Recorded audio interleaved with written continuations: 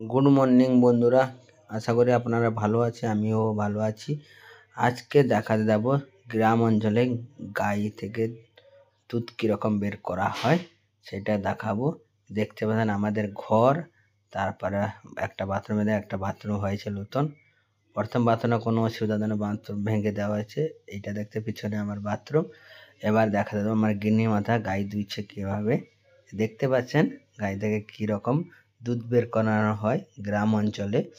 দেখতে পাচ্ছেন বন্ধুরা, ভালো লাগলে অবশ্যই ভিডিওটাকে লাইক কমেন্ট শেয়ার করবেন আর সাবস্ক্রাইব ভালো করে দেবেন অবশ্যই। আর দেখতে পাচ্ছেন ছোট্ট একটা ফার্স্ট স্টার্টিং করেছে, আপনারা সাপোর্ট করবেন। এই গরুটা আমাদের প্রচণ্ড মস্তান আছে, লাদ মারে, তাই জন্য একটা দড়ি দিয়ে বাঁধা আছে। আমাদের 3টা গরু, একটা গরু জেঠু দিয়ে দেওয়া হয়েছে, আর 2টো গাই আছে। একটা গাই দুধ দিচ্ছে, এইটা আমার গিন্নি মাথা বসে গাই দুইছে।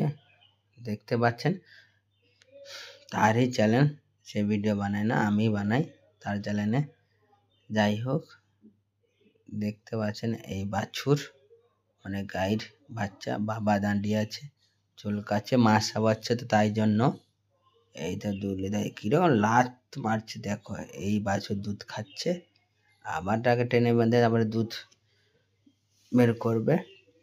এইভাবে গ্রাম অঞ্চলে দুধ বের করেন না, মেশিন লাগে না, মানুষের হাত হচ্ছে মেশিন। দুধ দিয়েছে দেখতে পাচ্ছেন, কমসে কম 2 থেকে 1.5 লিটার হবে। আবার গাই দোয়া হবে, এইভাবে দোয়া হয়।